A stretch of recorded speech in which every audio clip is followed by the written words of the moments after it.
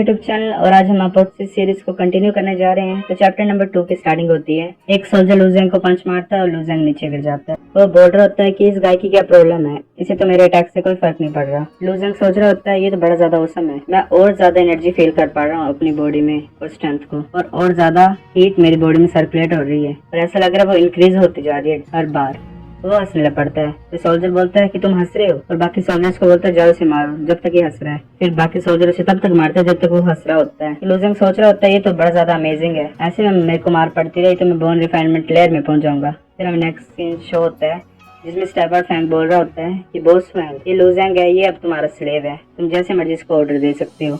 तो boss Fang बोलता है मैं सच में डिजर्व नहीं करता ये फॉर्चून को कि जो फॉर्मर लू फैमिली का यंग लॉर्ड है वो मुझे सर्व करे। स्टेबर्ड फैंग बोलता है कि तुम्हें चिंता नहीं करनी है बॉस फैंग, तुम लू फैमिली के मास्टर स्टीवर्ड हो, तुम्हें सिर्फ ऑर्डर करना है और हम स्लेव को प्रिपेयर करेंगे तुम्हारे लिए इमीडिएटली। फिर जो बॉस फैंग है वो बोलता है तुम खड़े क्यों हो, तुम्हें तो मेरे सामने झुकना चाहिए, मास्टर स्टीवर्ड हूँ, जल्दी करो झुको मेरे सामने। एक सोल्जर जो होता है वो उसे लात मार के झुकाने की कोशिश करता है। फिर बॉस फैंग बोलता है कि इसने ये मांगा ही है, इसे मार दो।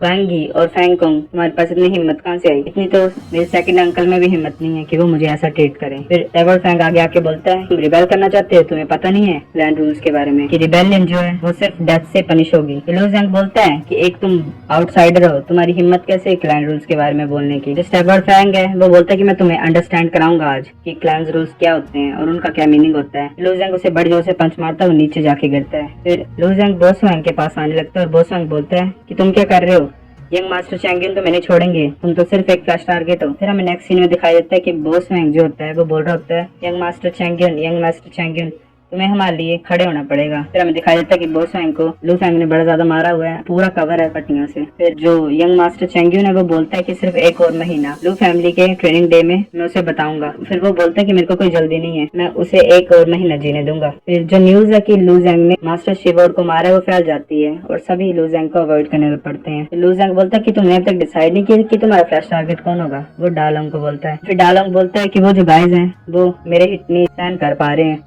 फिर लूजेंग बोलता है तुम मुझे चूज कर लो, मैं तुम्हारा प्लेमेट बनूंगा। फिर डालोंग उसे बड़ी जोर से पंच मारता है, बोलता है ये ग्रेट होगा। फिर लूजेंग बोलता है ये तो बड़ा ज्यादा वीक था और स्लो था, ये तो बड़ा ज्यादा इंटरेस्टिंग हो रहा है। फिर जब भी वो मार खाता नीचे गिरता है तो लोग बड़ा ज्यादा चेयर करते हैं और वो फिर से खड़ा हो जाता है। फिर वो सोच रहा होता है कि जब भी मेरे को मार पड़ती है एक गर्म सा करंट मेरे शरीर में और इंटरनल ऑर्गन्स में फैलने पड़ता है और उसकी वजह से मेरे जो ऑर्गन्स है और शरीर है वो स्ट्रॉन्ग होता जा रहा है। फिर वो हमेशा से ट्रेन कर रहा होता है। ये रिफाइनमेंट टेक्निक उसे उस गोल्डन पेपर से मिली थी। वो डेली मार खाता है। तो एक बार डालोंग उसे बड़ी जोर से पंच मारता है, बोलता है कि तुम ठीक हो। लूजेंग बोलता है हाँ मैं ठीक हूँ, तुम मेरे को मारना स्टार्ट कर सकते हो दोबारा। फिर ऐसे ही हर दिन वो डेली मार खाता है, गिरता है, फिर से खड़ा होता है, फिर से ट्रेनिंग करता है, फिर से गिरता है। फिर एक दिन ऐसे ही वो ट्रेनिंग कर रहे होते हैं। फिर एक दिन ऐसे ही वो मार खा रहा होता है और डालोंग बोलता होता है कि मैं बड़ा ज्यादा टायर्ड फील कर रहा हूँ। लूजेंग बोलता है नहीं हमें कंटिन्यू करना पड़ेगा। फिर डालोंग बोलता है सिर्फ एक महीना बचा हुआ है क्लैन ट्रेनिंग डे के लिए और तुमने क्या प्लान किया है। लूजेंग बोलता है कि मैं क्या प्लान कर सकता हूँ, मैं तो सिर्फ एक फ्लैश टारगेट हूँ। जो डालोंग होता है वो बोलता है कि अब तुम एक्ट को ड्रॉप कर सकते हो, मुझे पता तुम्हारे बारे में सारा। डालोंग बोलता है कि लू फैमिली के डिसिपल्स ट्रेनिंग डे के दिन अपनी स्ट्रेंथ को आजमाते हैं और जो फ्लैश टारगेट होते हैं वो अपनी फ्रीडम गेन कर सकते हैं अगर वो जीत जाएंगे तो। और ऐसी तुम्हारी स्ट्रेंथ है, तुम्हें लू फैमिली में कोई भी नहीं रोक सकता। लूजेंग सोच रहा होता है अब इसे पता। डालोंग सोच रहा होता है मन ही मन में कि ये फ्रीडम चूज करेगा कि रिवेंज, मैं तो देखना चाहता हूँ। फिर ऐसे ही लूजेंग कंटिन्यूसली ट्रेनिंग करता रहता है और वो अपनी रोजवुड फिस्ट को 7th रैंक तक मास्टर कर लेता है और अपनी फिजिकल बॉडी को ब्रेक थ्रू कर लेता है। फिर प्लान ट्रेनिंग डे के दिन फिर हमें आवाज सुनाई देती है लूजेंग की थर्ड अंकल की, जिसका नाम है लूजुन यी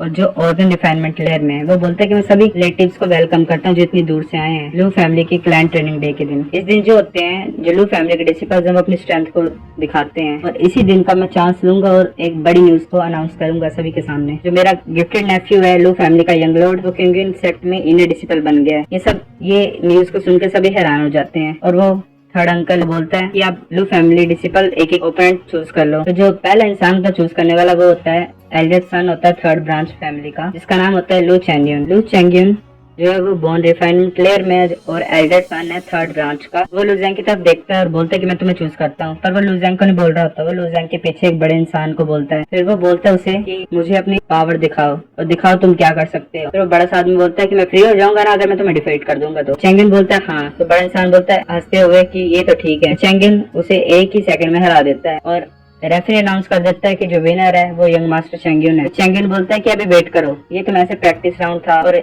मेरा जो रियल टारगेट है वो तो कोई और है। फिर रैफी बोलता है वो कौन है? चेंगिन बोलता है कि मैं लू जैंग को पिक करना चाहता हूँ। लू जैंग सोच रहा होता है कि ये ऐसा कैसे तुम बन गए मेरे कजन चेंगिन। फिर वो पुरानी यादें याद करता है जब वो साथ में होते थे और चेंगिन छोटा हुआ करता था। फिर चेंगिन बोलता है कि लू जैंग तुम गैस करो कि सेकंड हेवन और अर्थ पिल किसने ली है? फिर लू जैंग बोलता है तुमने। फिर चेंगिन बोलता है कि हाँ, लू पिरान अगर अपनी स्ट्रेंथ को इम्प्रूव कर सकता है इतने ज्यादा तो मैं क्यों नहीं कर सकता। फिर वो लू जैंग को बड़ी जोर से पंच मारता है। फिर लू जैंग सोचता है कि इस पंच की पावर बड़ी ज्यादा थी और इसकी वजह से जो गोल्डन का फर्स्ट लेयर है वो ब्रेक थ्रू हो गई है और इतना ज्यादा वार्म मैंने कभी फील नहीं किया अपने शरीर में। फिर चेंगिन बोलता है कि मैं भी खत्म नहीं हुआ हूँ। फिर वो अटैक करने लग पड़ता है लू फैंग को हर तरफ से। लोग बोल रहे होते हैं कि यंग मास्टर चैंगियन तो बड़ा ज्यादा अमेजिंग है, उसने रोजवुड इंच टेक्निक को 6th रैंक तक मास्टर कर लिया है। फिर बाकी लोग बोल रहे होते हैं कि ये जो दूसरा किड है लू जैंग ये बड़ा ज्यादा रेजिस्टेंट है मार से। वो बोल रहे होते हैं कि ये इतने ज्यादा मार खा कैसे सकता है। तो जो उसका थर्ड अंकल होता है वो उसकी तरफ देख रहा होता है, बोल रहा होता है इसके पास कोई बॉडी प्रोटेक्शन टेक्निक है मेरे को लगता है जो कि हमारे एल्डेस्ट ब्रदर ने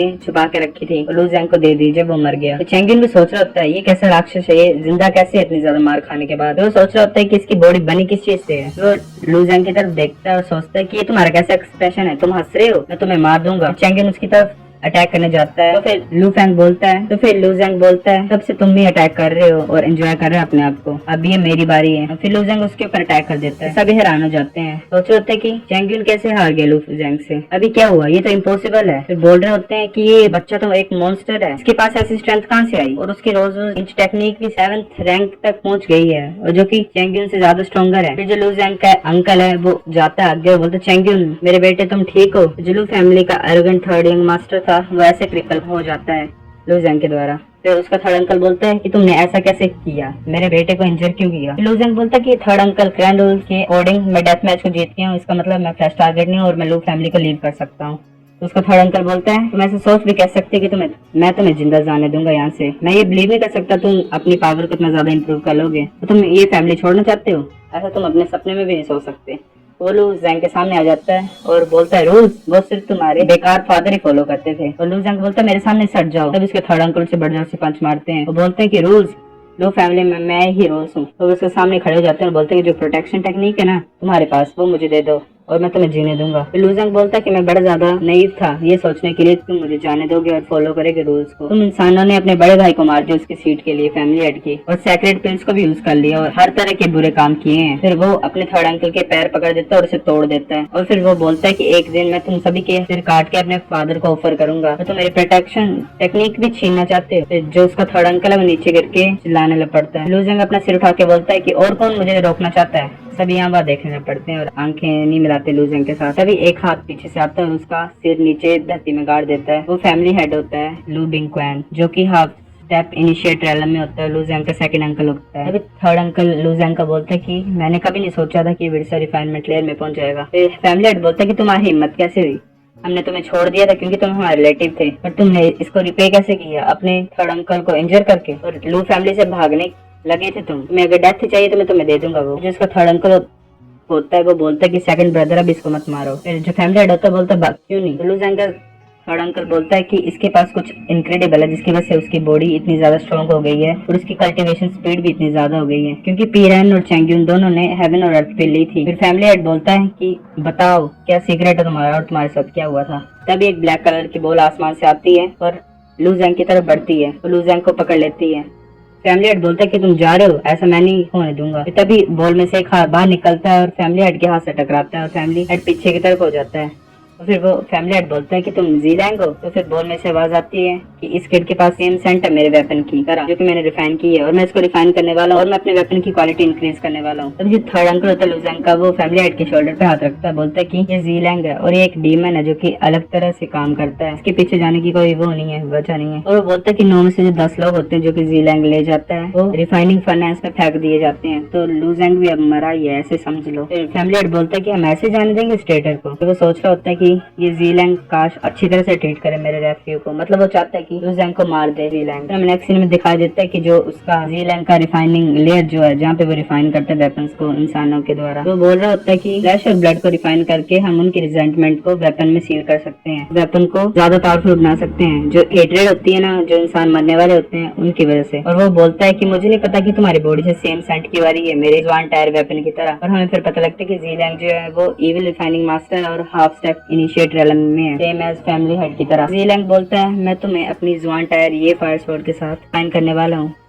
ताकि उसका लेवल इंक्रीज हो जाए, वो लिंक टायर वेपन बन जाए। फिर लू ज़ैंग बोलता है कि ना तुम्हारे पास लू ज़ैंग बोलता है कि तुम्हारे पास तो कुछ भी नहीं है और तुम मेरे फ्लैश और ब्लड को यूज करना चाहते हो अपनी स्वॉर्ड के ऊपर और उसको लिंक टायर में बनाना चाहते हो। जो वेपन रिफाइनरी है उसके लिए मटेरियल और हीट चाहिए। तो फिर जीलैंग बोलता है वो ट्रू है कि मेरे पास कोई मटेरियल नहीं एक्सेप्शनल और ट्रू फायर भी मेरी सेकंड टायर पे है, बट मेरे पास इविल मैजिक है। फिर जीलैंग बोलता है कि मैं रिफाइन कर पाऊंगा या नहीं टायर वेब, वो तभी पता लगा पाएंगे जब मैं तेरे को फर्नेस में गिरा दूंगा। वो हंसने पड़ता है, बोलते कि तुम्हें तो ऑनर फील होना चाहिए मेरी स्वॉर्ड के फ्यूज ऑन, जो कि ये फायर स्वॉर्ड है। तभी हम देखते हैं कि जो थ्रोन है, जो लोगों की बॉडी आर पार हुए हैं, वो ब्लड को सक करने लग पड़ते हैं और एक बॉल में फिट करने लग पड़ते हैं। तो लू ज़ैंग उसको देख रहा होता है और वो फिर लू ज़ैंग को उस बॉल में डाल देता है और उसमें बड़ी ज्यादा फायर होती है। फिर लू ज़ैंग सोच रहा होता है कि मुझे तो कुछ बर्निंग सेंसेशन फील नहीं हो रही और ना ही कोई पेन फील हो रही है। फिर एक आवर के बाद हमें पता लगता है कि लू ज़ैंग की बॉडी जो है वो जुआन टायर वेपन तक रिफाइन हो गई होती है और उसे फिर ट्रू फायर का भी कोई डर नहीं होता है। फिर जीलैंग सोच रहा होता है कि इस किड को अभी तक कुछ नहीं हुआ, ये रिफाइन नहीं हुआ है। वो बोलता है कि मैं तुम्हें रिफाइन कर दूंगा फ्यूजिंग फायर पिल की वजह से। फिर हमें पता लगता है कि जो लू ज़ैंग का बॉडी है उसके ऊपर गोल्डन पैटर्न अपेयर होना स्टार्ट हो जाते हैं और उसके हेड से भी बड़े ज्यादा गोल्डन पैटर्न रिलीज हो रहे होते हैं